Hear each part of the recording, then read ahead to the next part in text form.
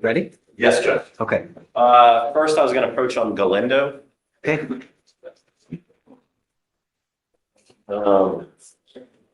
This is the kid that you took into custody. He had tested dirty. I was going to see with a little weekend jail therapy if you would consider reinstating his bond. I'm hoping the DA is going to give him a possible pretrial intervention, and obviously I can't get this kid to do anything if he's in custody. So I'm assuming it's going to be. You don't have anything yet? No good offer? It's 130. I mean, I turned everything in, but yeah, that's Submitted something. I submitted it. It looks like that's where we're going is yes, but he needs to be out on bond to do what they asked him. So when this case was first filed, I told Greg, I'm like, let's see how he's doing on bond. Let's just kind of, let's see how. Your mom and dad here or anyone here? Right. She was here. Not you, sir, behind you.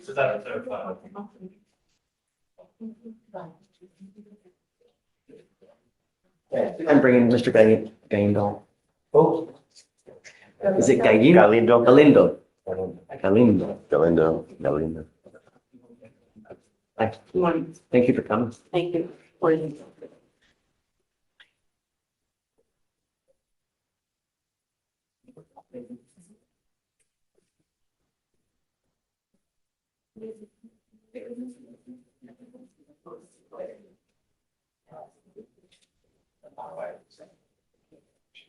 My only issue is that we've done this before. We're reinstated his bond. I understand, but he's a high school kid. He's going to be missing school. If they do the pretrial intervention, I can't have him do anything in there. If they're going to do some sort of decision-making class, a drug safety course, that type of stuff, they're all online. I need him out. He can't do it. How do we ensure that he doesn't use anymore? Well, I mean, Tell me, what is his schedule now, Mom? He goes to school and comes home. Where's he at school in Madison? He's in high school, right? He's a Is it Katie? Where's it? More. Okay. I guess what I'm going to do is I'm going to order him under home confinement other than school. You know.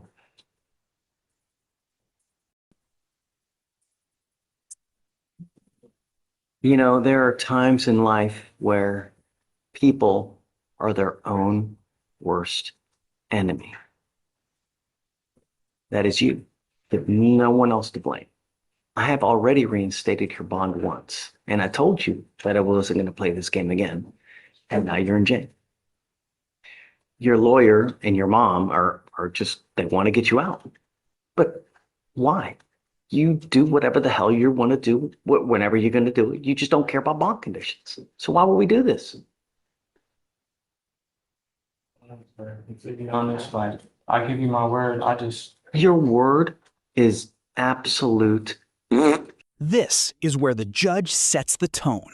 Zero sugarcoating. A criminal record isn't just punishment. It's a long-term life sentence in disguise. Jobs, reputation, opportunities, everything starts closing. Question is, do young defendants really understand how fast one mistake can spiral into years of consequences? As to every single person when you go drive a 15,000-pound car. You get behind the wheel and you have marijuana in your system and you get into an accident, your life is all but over. You'll never be employed again. No one. Because before they even put you in a car, they're going to test you like crazy. And if you test positive for marijuana, you think they're going to let you drive? no, sir. I'm not. You're a complete liability. Judge, that's, part of if they give him the PTI, that's not concrete, you understand, I'm trying to get you what's called a pretrial intervention. Yes, sir. I'm assuming part of it, and I would encourage part of it to be the drug safety course, learn something out of it, a decision-making course, community service, whatever they may want. And I'm hoping some of the stuff helps him learn from it, educate himself, and so he stops doing this, he can graduate, try to achieve his goals. But I mean, if he's got the criminal conviction, he's sitting in there, it just goes downhill from there. And so I'm trying to get. Perception is reality. If you look like a thug, people will treat you like a thug. If you speak like a thug, they will treat you like a thug.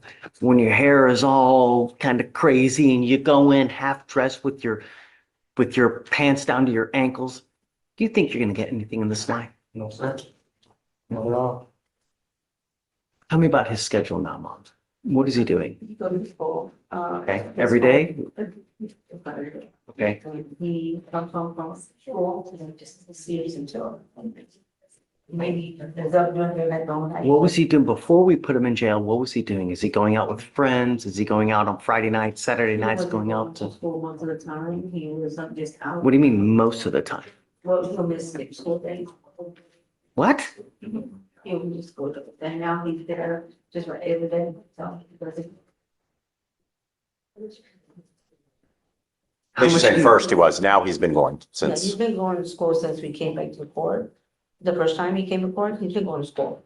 So prior to that, he just didn't have no care for wanting to school or anything like that. Mr. Galindo, Yes, sir. this life really, really sucks without money. Yes, sir. And I cannot tell you the amount of people that we get in here end up in jail because they quit school at the 10th grade, dropped out because they would just rather go out partying, doing whatever they're going to do, just thinking that, oh, I'm going to go get a job and just go work. The more schooling you have in this life, the more money you will make. Yes, sir. Ask him how much money he makes. It's a rhetorical question. Mr. Galindo. He probably spent the better part of around 7, 8 years in life just in post high school. And now homeboy probably makes, I don't know, $250,000, give or take, I'm betting. Because that's what life is about. He's constantly going to Athens, Greece, that's what life is about. Not living paycheck to paycheck, scrummaging just to be able to get freaking groceries. I can't get new tires on my car because I ain't got no money. And then I can't get a job because I ain't got no money because I ain't got no tires. This is the shitty part about life, that you skipping school are going to end up.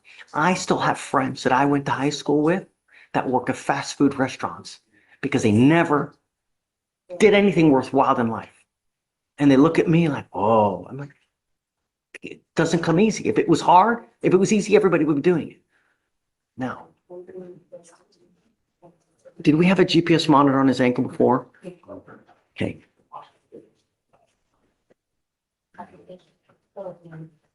Reluctantly, I'm going to let you out. But the only thing I want from you is to get up, you go to school, and you go back home. You're not allowed out. I don't want you to go out on a Friday night. I don't want you to go out on a Saturday night. I want you to sit home. And I want verification every week that you have attended school and that you have not skipped one class. Yes, sir. The next time you skip, so help me, I'm going to light you up. Do you understand me? You ever test positive for anything else again, I promise you, I'm not going to do this again. I'm not going to let you out again. Sir. And I don't give a rat's behind what kind of deal that you have to get him out on, whether he gets dismissed or not. You violate any set conditions, it's over for you. Yes, sir. So, GPS prior to release, scram on the other ankle so he's not drinking, school every day. After he gets home from school, 3 o'clock, what time does he get home from school? I get home at 2:35, sir. So- I leave school at 2:35 and get home at 2:50. 3 p.m. home, and he stays there. He's not allowed out until the foreseeable future. okay. Okay? That's it. Saturday, Sunday, you stay at home. You're not allowed out. When do you want the reset wise? Because it's gonna auto generate once you give him the bond, so, right? I mean, we can set it off. Well, I'd like to set it off on a weekly basis so that we know he's Okay, attending and then I school. can get with the So DA and we'll kind of, do, so what's today? Today's Monday. We'll set it for next Monday. and I'll get with the state, iron out. Now, back into school, and I want proof that you're actually enrolled and that you're attending faithfully every single day. You cut a class, I'm gonna cut you. You understand? Yes, sir. Okay, good luck. It's a family function, the other, on the weekends, no. We don't want-